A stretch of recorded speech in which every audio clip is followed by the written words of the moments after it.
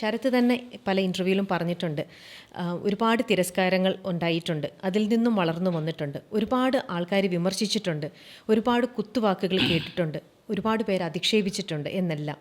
ഇങ്ങനെ ഓരോന്നും കേൾക്കുമ്പോഴും എനിക്ക് തിരിച്ച് അതേ വഴിയിലൂടെ, ഞാൻ വന്ന വഴിയിലൂടെ തിരിച്ച് നടക്കാൻ വേണ്ടിയിട്ടല്ല ഞാൻ ഇവിടം വരെ എത്തിയത്, മുന്നോട്ടാണ് എൻ്റെ യാത്ര. അങ്ങനെ വളരെ സ്ട്രോങ് ആയിട്ടും ബോൾഡായിട്ടും ശരത്ത് ചിന്തിച്ചു, ശരത്ത് സംസാരിച്ചു, ശരത്ത് ജീവിച്ചുകൊണ്ടേയിരിക്കുന്നു. എവിടെ നിന്നാണ് ശരത്ത് ഇതിനുള്ളൊരു കറേജ് കിട്ടിയത്?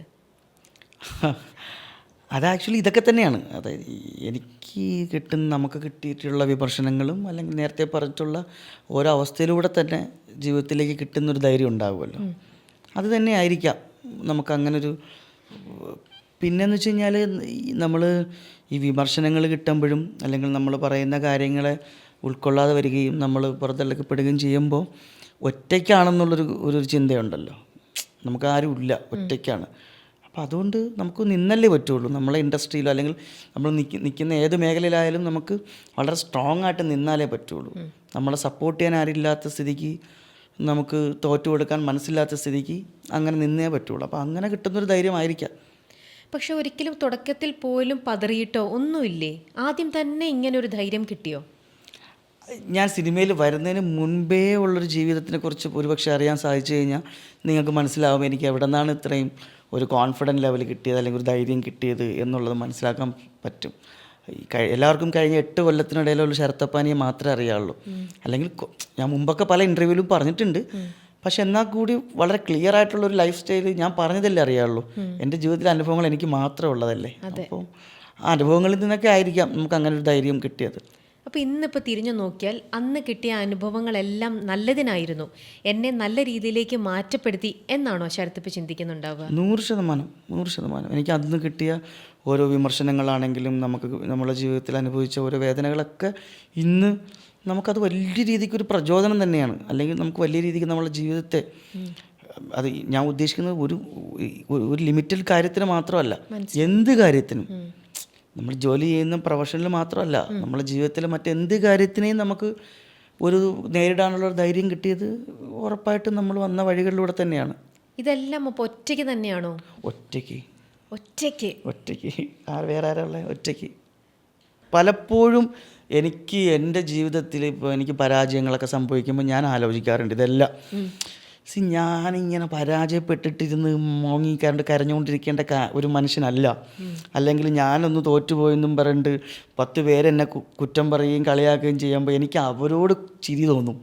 എടാ പൊന്നു മനുഷ്യൻ, ഞാനിവിടെ ഇങ്ങനെ എത്തി നിൽക്കുന്നുണ്ടെങ്കിൽ അതിൻ്റെ പുറകിൽ ഞാൻ വന്ന വഴികൾ അത്രമാത്രമായിരുന്നു. ഞാൻ പറഞ്ഞല്ലോ, ഒരു 10ാം ക്ലാസ് സമയത്ത്, ഞാനൊരു ഹൈസ്കൂൾ കാലഘട്ടത്തിൽ സ്കൂളിൽ പഠിക്കുമ്പോൾ തന്നെ ഞാൻ പുറത്ത് രാത്രി ഉത്സവപ്പറമ്പുകളിൽ നാടകവും മൈമും അല്ലെങ്കിൽ ഇതൊക്കെ ചെയ്തിട്ടാണ് ഞാൻ വരുന്നത്. അപ്പോൾ എൻ്റെ ഒരു അറിവിൽ എനിക്ക് ഞാനൊരു ഈ സ്റ്റാൻഡേർഡിലൊക്കെ പഠിക്കുന്ന സമയത്ത് തന്നെ നാട്ടിലെല്ലാവർക്കും ഞാനൊരു താരമായിരുന്നു. ഒരു കലാകാരൻ എന്നുള്ളൊരു പേര് എനിക്ക് ഉണ്ടായിരുന്നു. തീർച്ചയായിട്ടും അധ്യാപകരുടെ ഇടയിലാണെങ്കിലും മറ്റ് പ്രമുഖരായിട്ടുള്ള എല്ലാ ആൾക്കാരുടെ ഇടയിലും കലാകാരൻ എന്നുള്ളൊരു ഇതുണ്ടായിരുന്നു. മാത്രമല്ല സ്കൂളിലെ കലാപ്രതിഭയായിരുന്നു സ്കൂളിൽ. പഠിക്കാൻ അങ്ങനെ വലിയ സംഭവമൊന്നുമല്ല, കാര്യം മുഴുവൻ സമയം ഇതിലായതുകൊണ്ട് പഠിക്കാൻ അങ്ങനെ വലിയ ഇതൊന്നുമല്ല, പക്ഷെ എന്നാലും പഠിക്കും. പിന്നെ എല്ലാ അധ്യാപകർക്കൊക്കെ എന്നെ വലിയ ഇഷ്ടമാണ്. നമ്മൾ ഈ പാട്ടും ഡാൻസൊക്കെ ആയതുകൊണ്ട് അധ്യാപകർക്ക് വലിയ ഇഷ്ടമാണ്. അങ്ങനെയായിരുന്നു എൻ്റെ ഒരു നാട്ടിൻ പ്രദേശത്തെ എൻ്റെ ഒരു ജീവിതം, അത് തന്നെയായിരുന്നു. പിന്നെ തിരുവനന്തപുരത്ത് മാനവീയം വീതി അറിയാമായിരിക്കുമല്ലോ, നമ്മൾ തിരുവനന്തപുരം ജില്ലയിൽ. അപ്പം മാനവീയം വീതിയിൽ എല്ലാ ഞായറാഴ്ചകളിലും നമ്മൾ സ്ട്രീറ്റ് പ്ലേ അവതരിപ്പിക്കാൻ വേണ്ടി പോകും. കൊച്ചിയിലെ തന്നെ പോകും. അപ്പോൾ അതുകൊണ്ട് തന്നെ ഒരു പെർഫോമൻസിനോടുള്ളൊരു പേടി അങ്ങ് മാറി. സഭാകമ്പം എന്ന് പറയുമല്ലോ, അത് തീരെ തന്നെ ഉണ്ടായിട്ടുണ്ട്. 10 പേര് കൂടുന്നിടത്താണ് നമുക്ക് കുറച്ചും കൂടി കോൺഫിഡൻറ്റ് കൂടുന്നത്. ആളില്ലെങ്കിലാണ് അവിടെ നമുക്കൊരു വിഷമം. ആളെ കൂട്ടി പെർഫോം ചെയ്ത് തുടങ്ങിയത് വളരെ കൊച്ചിലെ ആയതുകൊണ്ട് ആള് കൂടുന്നതാണ് ഇഷ്ടം, ആൾക്കാരെയാണ് ഇഷ്ടം എനിക്ക് എപ്പോഴും.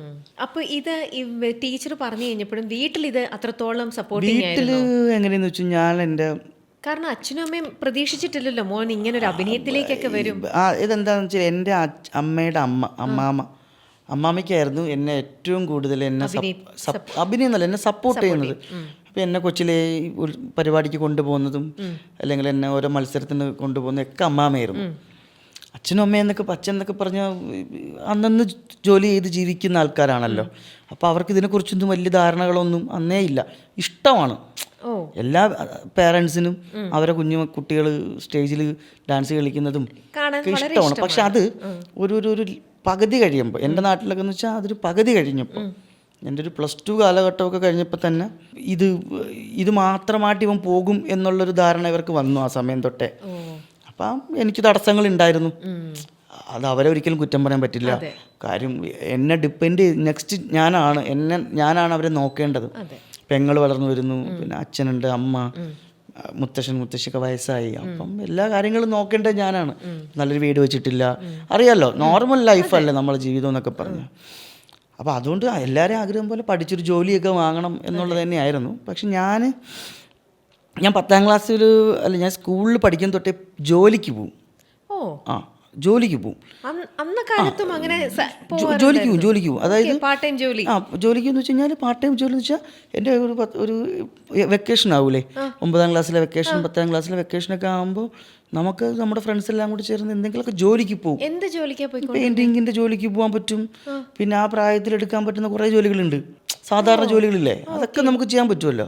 അതൊക്കെ ചെയ്ത് കിട്ടുന്ന കാശ് നമ്മൾ വീട്ടിൽ കൊടുക്കും, വീട് നോക്കും. വീട് നോക്കണ്ടേ, നമ്മൾ ആൺകൊച്ചായിപ്പോയില്ലേ, വീട് നോക്കണം. വീട് നോക്കണം. ഉത്തരവാദിത്തങ്ങളെന്ന് പറഞ്ഞാൽ പിന്നെ വേറെ ആരും ഇല്ലല്ലോ, നമ്മൾ കുറച്ച് ആൾക്കാരല്ലേ ഉള്ളൂ. പക്ഷെ അതിൽ സന്തോഷമായിരുന്നു. അതിലൊന്നും ഒരു കാരണവശാലും ഞാൻ ആ സമയത്തും ഇന്നും അന്നും ഞാൻ അതിൽ വേദനകളൊന്നും അനുഭവിച്ചിട്ടില്ല. അയ്യോ ഞാൻ അത്ര കൊച്ചിലെ ജോലിക്ക് പോയി പണിയെടുത്തു, എൻ്റെ മറ്റു ഫ്രണ്ട്സൊക്കെ അങ്ങനെ നടക്കുന്നു, എൻ്റെ മറ്റു ഫ്രണ്ട്സ് ഇങ്ങനെ നടക്കുന്നു. എനിക്ക് അങ്ങനത്തെ ഒരു പ്രശ്നങ്ങളും ഇല്ലായിരുന്നു. എന്തും ചെയ്യും, നമുക്ക് ജീവിക്കാനായിട്ട് നമ്മൾ എന്തും ചെയ്യും. എന്നുവെച്ചാൽ വേറെ പിടിച്ചു പറിക്കുക കൊലപാതകം ചെയ്യലല്ല, മാന്യമായിട്ട് എടുക്കുന്ന ജോലി. ആ കാശ് വീട്ടിൽ കൊണ്ട് അമ്മേരെ കൊടുക്കും, എന്നിട്ട് നാടകം ചെയ്യാൻ വേണ്ടി പോവും, കലാപരിപാടികൾക്ക് പോവും, സ്കൂളിൽ പഠിക്കാൻ പോവും. അപ്പോൾ അതുകൊണ്ട് എനിക്ക് അങ്ങനെ ഞാൻ അങ്ങനെ ഒരു കുഴപ്പക്കാരനല്ലായിരുന്നു. അമ്മയുടെ ആദ്യ മകനാണ് ഞാൻ. അപ്പം അമ്മയ്ക്ക് എന്നെ വ്യക്തമായിട്ട് അറിയാം. അപ്പം അങ്ങനെ പോയി. പക്ഷെ ഒരു +2 ഒക്കെ കഴിഞ്ഞപ്പോഴത്തേക്ക് അച്ഛൻ വളരെ സീരിയസ് ആയിട്ട് എന്നെ പറഞ്ഞു, ഇനി ഇതൊക്കെ ഒന്ന് നിർത്തിക്കോ, നടക്കില്ല, അടുത്ത് എന്താണ് എന്നുള്ളത്. അച്ഛൻ അന്നും പറഞ്ഞിട്ടുണ്ടായിരുന്നു, എന്തെങ്കിലും ഒരു തൊഴിൽ പഠിക്കണം എന്നുള്ളത് അച്ഛൻ്റെ വളരെ വാശിയായിരുന്നു. എന്തെങ്കിലും ഒരു ജോലി പഠിക്കണം, ടെക്നിക്കലായിട്ട് എന്തെങ്കിലും ഒരു പണി പഠിച്ചിരിക്കണം. ഞാനത് പഠിച്ചില്ല, എനിക്ക് അങ്ങനെ ഒരു പരിപാടി അറിയില്ല. അച്ഛൻ എന്നെ അങ്ങനെ IT-യിലേക്ക് കൊണ്ട് ചേർത്തു. ഇലക്ട്രീഷ്യൻ, ഒരു തൊഴിൽ അറിഞ്ഞിരിക്കണം. നമ്മൾ എവിടെയെങ്കിലും പോയി കഴിഞ്ഞാൽ നമുക്ക് ചിലപ്പോൾ ഇത് മാത്രം കൊണ്ട് നിനക്ക് ജീവിക്കാൻ സാധിച്ചില്ലെങ്കിൽ ഒരു തൊഴിൽ അറിഞ്ഞിരിക്കണം എന്നുള്ളത് എൻ്റെ കസിൻസും എല്ലാവരും പറയുമായിരുന്നത്. ഇനി എന്തെങ്കിലും തൊഴിൽ പഠിക്കണം. പക്ഷെ ഞാൻ അതിനൊന്നും ശ്രമിച്ചില്ല എന്നുള്ളതാണ് സത്യം. +2 ഒക്കെ കഴിഞ്ഞപ്പോൾ എൻ്റെ സുഹൃത്തുക്കൾ എന്നോട് ചോദിച്ചു, എങ്ങനെയും കഷ്ടിച്ചൊക്കെയാണ് ഞാൻ +2 ജയിച്ചത് തന്നെ. എന്നോട് സുഹൃത്തുക്കളൊക്കെ ചോദിച്ചു, അടുത്ത നെക്സ്റ്റ് ഓപ്ഷൻ എന്താണ്, നമ്മളൊക്കെ നേഴ്സിങ്ങിന് പോകണം. ഞാൻ ബയോളജി സയൻസായി പഠിച്ചത്. അപ്പോൾ എല്ലാവരും നേഴ്സിങ്ങിന് പോകുന്നു, എൻജിനീയറിങ്ങിന് എൻട്രൻസ് എഴുതുന്നു. ഞാനതൊന്നും പോയില്ല. ഞാൻ എക്സാം എങ്ങനെയെങ്കിലും പാസ്സാവണം, വീട്ടിൽ കയറ്റാൻ വേണ്ടി എക്സാം എങ്ങനെയെങ്കിലും പാസ്സാവണം. പാസ്സായി കഴിഞ്ഞാൽ നെക്സ്റ്റ് സ്റ്റെപ്പ് നേരെ തൃശ്ശൂർ സ്കൂൾ ഓഫ് ഡ്രാമയിൽ ആക്ടിങ്ങിൻ്റെ അഡ്മിഷൻ എടുക്കണം, പഠിക്കാൻ പോകണം. അപ്പോൾ അതിന് മുമ്പേ തന്നെ എൻ്റെ ഒരു ഫ്രണ്ടുണ്ട്, മനു എസ് പ്ലാവിള, മനു എന്ന് പറഞ്ഞ കൂട്ടുകാരുണ്ട്. ഞാനും അവൻ ഒരുമിച്ചാണ് സ്കൂൾ കലോത്സവങ്ങൾക്കൊക്കെ. അവൻ 9ാം ക്ലാസ്സും ഞാൻ 8ാം ക്ലാസ്സും. അപ്പോൾ അവൻ +2 പാസ്സായിട്ട് അവൻ ഓൾറെഡി ഡിഗ്രിക്ക് സ്കൂൾ ഓഫ് ഡ്രാമയിൽ ജോയിൻ ചെയ്തു. പിന്നെ ഞാൻ പുറകെ പോകണം. ഞാൻ പോകുമ്പം അവൻ സെക്കൻഡ് ഇയറും ഞാൻ ഫസ്റ്റ് ഇയർ. എന്നിട്ട് ഞങ്ങൾ ഒരുമിച്ച് വീണ്ടും പോകണം, അടുത്ത പരിപാടികൾ പിടിക്കണം. അപ്പോൾ സ്കൂൾ ഓഫ് ഡ്രാമയിലൊക്കെ പോകാൻ തന്നെ കാരണം ഈ പറഞ്ഞ രഞ്ജിത്ത് സാറിൻ്റെ അന്നത്തെ സിനിമകളും അതൊക്കെയാണ് നമ്മുടെ മനസ്സിലുള്ളത്. അങ്ങനെ അവൻ സ്കൂൾ ഓഫ് ഡ്രാമയിൽ പോയി. പക്ഷെ എനിക്ക് പോകാൻ പറ്റിയില്ല. എനിക്ക് അവിടെ അഡ്മിഷൻ എടുക്കാനുള്ളൊരു സാഹചര്യം കിട്ടിയില്ല. എനിക്ക് ഇവർ അച്ഛനും അമ്മയൊക്കെ അറിഞ്ഞു, അമ്മയല്ല അച്ഛനൊക്കെ അറിഞ്ഞു, പറ്റൂല എന്നൊക്കെ പറഞ്ഞിട്ട് സമ്മതിച്ചില്ല. പക്ഷെ ഞാൻ എന്താ ചെയ്തതെന്ന് വെച്ചാൽ, ഞാൻ ആ വർഷം പഠിച്ചില്ല ഒന്നും. പക്ഷെ ഞാൻ ആ വർഷം മുഴുവൻ നാടകം ചെയ്തു. നാടകങ്ങളിൽ വളരെ സജീവമായി. എനിക്കൊരു സ്കൂൾ ഓഫ് ഡ്രാമയിൽ പഠിക്കാൻ പോകാത്തത് കൊണ്ട് ഞാൻ അത്രയും എനിക്ക് സ്റ്റേജുകൾ പെർഫോം ചെയ്യാൻ പറ്റി. കുറേ അധികം വേദികൾ എനിക്ക് അതിനുശേഷം ചെയ്യാൻ പറ്റി. കുറേ അധികം നാടക സുഹൃത്തുക്കളെ എനിക്ക് ഉണ്ടാക്കാൻ പറ്റി. അങ്ങനെ കുറേ നാൾ പോയി. പക്ഷേ ഇതിനിടയിൽ പാരല പഠനവും കൂടെ കൂട്ടി, പാർട്ട് ടൈമായിട്ടൊക്കെ ഡിഗ്രിയൊക്കെ എടുത്തു. അങ്ങനെയായിരുന്നു ആ ഒരു ട്രിവാൻഡ്രത്തെ പക്ഷേ അരുവിക്കര എന്ന് പറയുന്നൊരു ഗ്രാമത്തിൽ നിന്ന് തുടങ്ങിയ ഞാൻ ഒരു +2 ഒക്കെ കഴിഞ്ഞപ്പോൾ ഞാൻ പോലും അറിയാതെ തിരുവനന്തപുരത്തിൻ്റെ ഒരു കലാകാരനായി മാറി. കാരണം തിരുവനന്തപുരത്തുള്ള അന്ന് ആ സമയത്തുള്ള എല്ലാ പ്രമുഖരായിട്ടുള്ള നാടക അല്ലെങ്കിൽ മറ്റു കലാരൂപങ്ങൾ ചെയ്യുന്നവർക്ക് എല്ലാവർക്കും എന്നെ അറിയാം, ഇങ്ങനൊരു പയ്യനുണ്ടെന്ന് അറിയാം. അപ്പൊ പിന്നീട് അങ്ങോട്ട് നെക്സ്റ്റ് ഇയറിലാണെങ്കിലും ഇതുപോലെ സ്കൂൾ ഓഫ് ഡ്രാമയിലേക്ക് പോകണമെന്ന് തോന്നിയില്ല? ഇല്ല, പോയില്ല. കാരണം ഇതിനകത്ത് അങ്ങ് ഈ ഒരു ലഹരിയിലായി. അപ്പോൾ ഒരു സ്റ്റേജ് ഉണ്ടല്ലോ, സ്റ്റേജ് ഉണ്ട്. പിന്നെ അത് പോയിട്ട് അവരുടെ നാടകങ്ങളിലും ഞാൻ അഭിനയിക്കും, പോവാം, അങ്ങനെ ചെയ്യാനൊക്കെ പറ്റും. പിന്നെ കുറച്ച് നാൾ കഴിഞ്ഞു ഈ ഈ നാടകങ്ങളും ഈ പ്രോഗ്രാംസുകളും മാത്രമായപ്പോൾ എന്തെങ്കിലും ഒരു ജോലിയും കൂടി വേണം എന്ന് നോക്കുമ്പോൾ നമ്മൾ പാർട്ട് ടൈമായിട്ട് എന്തെങ്കിലും ജോലി നോക്കും. പിന്നെ അതിനിടയിൽ നാടകങ്ങൾ ചെയ്യും. ജോലി വേണമല്ലോ എന്തായാലും, നാടകത്തിൽ നിന്ന് എപ്പോഴും ഒരു വരുമാനം കിട്ടില്ല. പക്ഷെ അന്നേരം ചോദിച്ചോട്ടെ, അന്നേരം നാടകത്തിലൊക്കെ ഒരുപാട് ചെയ്ത് തിരുവനന്തപുരത്ത് ഒരു കൊച്ചു സ്റ്റാറാണ് അന്നേരം. സ്റ്റാറൊന്നുമല്ല, അങ്ങനെയല്ല, എല്ലാവരും തിരുവനന്തപുരത്തുകാർക്ക് എല്ലാവർക്കും അറിയാം, മുഖം പരിചയമുണ്ട്. അപ്പം അങ്ങനെ മുഖപരിചയം ഉള്ളപ്പോൾ വീണ്ടും പോയി ഇത്തരത്തിലുള്ള ഒരു പാർട്ട് ടൈം ജോലി ചെയ്യുക എന്ന് പറഞ്ഞാൽ അതെനിക്കൊരു കുറച്ചിലായിരിക്കും. അങ്ങനൊരു പെട്രോൾ അടിക്കണ്ടേ വണ്ടിയിൽ, ഭക്ഷണം കഴിക്കണ്ടേ, ഡ്രസ്സ് എടുക്കണ്ടേ, വീട്ടിൽ അമ്മയ്ക്ക് വെച്ച് നിൽക്കുക, അമ്മയ്ക്കൊക്കെ ചിലവിന് കാശ് കൊടുക്കണ്ടേ. അയ്യോ, അത് നമ്മൾക്ക് അത് വളരെ ഇമ്പോർട്ടൻ്റ് ആണ്. ഞാൻ ഇപ്പോഴത്തെ പിള്ളേരുടെ അടുത്ത് നമ്മൾ വീട്ടിലെന്തുണ്ടെന്ന് നമ്മൾ അറിയണം. നമ്മൾ വന്ന് എവിടെയെങ്കിലുമൊക്കെ കറങ്ങി കിടന്നിട്ട് വന്ന് കയറുമ്പം ചോറും മീൻകറിയും കപ്പയൊക്കെ തരുമ്പോൾ നമ്മളത് എങ്ങനെ വന്നു എന്ന് നമ്മൾ അറിയണ്ടേ. നമ്മളെ വീട്ടിൽ അറിഞ്ഞിരിക്കണം, വീട്ടിൽ പാലുണ്ടോ, പഞ്ചസാരയുണ്ടോ, ഇതൊക്കെ നമ്മളെ ചില അമ്മമാരത് പറയില്ല. എൻ്റെ അമ്മ ഒട്ടും പറയില്ലായിരുന്നു. പക്ഷെ ഞാനത് ഇന്നും ഈ നിമിഷം ഇന്ന് നിങ്ങളുടെ മുമ്പിൽ സംസാരിച്ചുകൊണ്ടിരിക്കുമ്പോഴും ഇന്നും എനിക്കറിയാം എൻ്റെ വീട്ടിൽ എന്തൊക്കെ ഉണ്ട്, എന്തൊക്കെ ഇല്ല, ഇനി അടുത്ത ആഴ്ചത്തേക്ക് എന്തൊക്കെ വേണമെന്ന് എനിക്കറിയാം. ഇത്രയും തിരക്കുകളാണ്, ഇത്രയും സിനിമകൾ ചെയ്യുന്നു, ഇതൊക്കെ ചെയ്യുന്നു. ഞാൻ എല്ലാ ദിവസവും എൻ്റെ അമ്മയെ രാവിലെ വിളിച്ച് അന്വേഷിക്കും, അമ്മ ഇന്ന് എന്തൊക്കെ ഉണ്ട്, എന്ത് മീനാ മേടിച്ച്, എന്താണ് വീട്ടിലെല്ലാം. ഇപ്പം എൻ്റെ വൈഫിൻ്റെ അടുത്താണെങ്കിലും എൻ്റെ അമ്മായി അടുത്താണെങ്കിൽ കൂടി ഞാനത് അന്വേഷിക്കും. അത് എപ്പോഴെങ്കിലും എൻ്റെ അമ്മ കിട്ടുമ്പോൾ ചോദിച്ചാൽ മനസ്സിലാവും. ഇതൊക്കെ പിന്നെയും നോക്കുന്നത് പെൺകുട്ടികളാണ്. പക്ഷേ എനിക്ക് അന്ന് മുതലേ എനിക്കത് ഭയങ്കര ഇമ്പോർട്ടൻ്റ് ആണ്, വളരെ ഉത്തരവാദിത്വം. അങ്ങനെ എനിക്കതുണ്ട്. എനിക്ക് അവരെല്ലാവരും ഹാപ്പിയാണ്, അവർക്ക് എല്ലാവർക്കും ഉണ്ട്, ഭക്ഷണവും എല്ലാം ഓക്കെ ആയിരിക്കണം എന്നുള്ളത് എൻ്റെ വലിയൊരു ആഗ്രഹം. അത് ഞാൻ പട്ടിണി കിടന്നാലും അവരത് കിടക്കല്ലേ എന്നൊരു വലിയ വാശിയുള്ള ആളാണ് ഞാൻ. കാലടിയിൽ പഠിക്കുമ്പോൾ കൂടി, കാലടിയിൽ ഞാൻ അതിന് ശേഷമാണ് കാലടി എത്തുന്നത്. കാലടിയിൽ കുറേ നാൾ കഴിഞ്ഞാൽ പറഞ്ഞത്. ഞാൻ പോസ്റ്റ് ഓഫീസിൽ ജോലി ചെയ്തിട്ടുണ്ട് ട്രിവാൻഡ്രത്ത്. തിരുവനന്തപുരത്ത് ഞാനൊരു 1.5 വർഷം ഒരു പോസ്റ്റ്മാൻ ED ആയിരുന്നു. അതൊക്കെ വൻ കോമഡിയാ. അതായത് അതൊക്കെ പറ്റും. അത് താൽക്കാലിക വ്യവസ്ഥയിൽ തിരുവനന്തപുരത്ത്, അതായത് ഈ +2 ഒക്കെ കഴിഞ്ഞ് കുറേ ജോലിയൊക്കെ ചെയ്ത് നാടകമൊക്കെ ചെയ്യുന്ന സമയത്ത് ഒരു ജോലി റെഡിയായി പോസ്റ്റ് ഓഫീസിൽ ED ക്ലർക്കായിട്ട്. തിരുവനന്തപുരം മെഡിക്കൽ കോളേജ് പോസ്റ്റ് ഓഫീസിൽ പുതിയ കുപ്പായം അണിഞ്ഞൊരു നീല കുപ്പായവും ഒരു മാക്സെറ്റ് ബൈക്കുണ്ട് റെഡ്. അത് ബൈക്കിൽ ഈ പറഞ്ഞ പോലെ മറ്റുള്ളവരുടെ കുറേ കത്തുകളും കൊറിയറുകളൊക്കെ വെച്ച് കെട്ടി നേരെ എല്ലാ വീടുകളിലൊക്കെ അറിയാമല്ലോ, സ്പീഡ് പോസ്റ്റ്. അത് അങ്ങനെ ഞാൻ കുറേ നാൾ വർക്ക് ചെയ്തു. അപ്പോൾ അങ്ങനെ വർക്ക് ചെയ്യുന്ന സമയത്താണ് എൻ്റെ ജീവിതത്തിൽ എപ്പോഴെങ്കിലും ഞാൻ വേറൊരു ജോലിക്ക് പോയിട്ടുണ്ടെങ്കിൽ എന്നെ അവിടെ നിന്ന് എന്തെങ്കിലുമൊക്കെ ട്വിസ്റ്റുകൾ സംഭവിച്ച് വീണ്ടും ഞാൻ കലയിലേക്ക് വരും, എന്തെങ്കിലുമൊക്കെ വരും. ഇപ്പോൾ പോസ്റ്റ് ഓഫീസിലാണെങ്കിലും ഞാൻ ഓഫീസിലുള്ള ഓണപരിപാടികൾക്ക് നാടകങ്ങൾ അവിടുത്തെ സ്റ്റാഫിനെ വെച്ച് ചെയ്യും. പിന്നെ അവർക്ക് എന്നെ എല്ലാവർക്കും ഇഷ്ടമാണ്. അപ്പം അങ്ങനെ ഇരിക്കുമ്പോഴാണ് നമ്മൾ തിരുവനന്തപുരത്ത് പുളിയറക്കോണത്താണ് നമ്മുടെ ഏഷ്യാനെറ്റിൻ്റെ സ്റ്റുഡിയോ. അവിടെ ഈ കോമഡി സ്റ്റാർ, കോമഡി എക്സ്പ്രസ് എന്നൊക്കെ പറയുന്ന പ്രോഗ്രാംസുകൾ നടക്കും. അപ്പോൾ അന്ന് കുറേ മിമിക്രിയിൽ കുറേ അധികം സുഹൃത്തുക്കളുണ്ട്. അപ്പോൾ ഇവരുടെ എല്ലാവരുടെ അറിവോടുകൂടി ഞാൻ അവിടെ രാവിലെ പോവും. അവിടെ ജൂനിയർ ആർട്ടിസ്റ്റായിട്ട് നമുക്ക് അഭിനയിക്കാനുള്ള അവസരം കിട്ടും. ഈ കോമഡി സ്കിറ്റിലും കോമഡി സ്റ്റാറിലൊക്കെ ബാക്ക്ഗ്രൗണ്ടിലൊക്കെ ഇങ്ങനെ നിൽക്കാനും ബസ്സിൽ അതൊക്കെ കിട്ടും. അതായിരുന്നു എൻ്റെ ആദ്യത്തെ സ്ക്രീൻ. എന്നെ ഏഷ്യാനെറ്റിലൂടെയാണ് ആദ്യമായിട്ട് ഇത് കാണുന്നത്, ഇതിൽ കാണുന്നത്. അങ്ങനത്തെ ചെറിയ ചെറിയ ജൂനിയർ ആർട്ടിസ്റ്റ് പരിപാടിയിലാണ്. ആ സമയത്ത് ഞാൻ പോസ്റ്റ് ഓഫീസിൽ ജോലി ചെയ്യുന്നുണ്ടായിരുന്നു. അപ്പോൾ അതങ്ങനെ കുറേ നാൾ പൊയ്ക്കൊണ്ടിരുന്ന സമയത്താണ് ഒരു സ്വന്തമായിട്ട് ഒരു പ്രൊഫഷണൽ ട്രൂപ്പ് തുടങ്ങാം, ഒരു മിമിക്സ് ട്രൂപ്പ്. അപ്പോഴത്തേക്കും കുറച്ച് ഏജായി, ഇനി എത്തി. ഒരു പ്രൊഫഷണൽ ട്രൂപ്പ് തുടങ്ങാം. അങ്ങനെ ഒരു തിരുവനന്തപുരം കൊമേഡിയൻസ് എന്ന് പറയുന്ന ഒരു പ്രൊഫഷണൽ ട്രൂപ്പ് ഇട്ട് ഞാൻ. ഈ പ്രൊഫഷണൽ ട്രൂപ്പ് ഇട്ടപ്പോഴും ഉദ്ദേശം ഇത് തന്നെ, ഇതിനു വേണ്ടി അങ്ങ് നിൽക്കും, ഒന്നും ചിന്തിക്കില്ല. പിന്നെ ആർട്ട് അഭിനയം മാത്രമല്ല, ആർട്ട് എന്ന് പറഞ്ഞു കഴിഞ്ഞാൽ ഞാൻ അതിൽ മുഴുവൻ സമയവും ഞാൻ അതങ്ങ് നിൽക്കും. അത് വേറെ ഒന്നും അറിയില്ല, വിശപ്പോ അല്ലെങ്കിൽ വേറെ മറ്റു സങ്കടങ്ങളോ ഒന്നും അറിയില്ല, അതിലങ്ങ് ഇൻവോൾവ് ആയിട്ട് നിൽക്കും.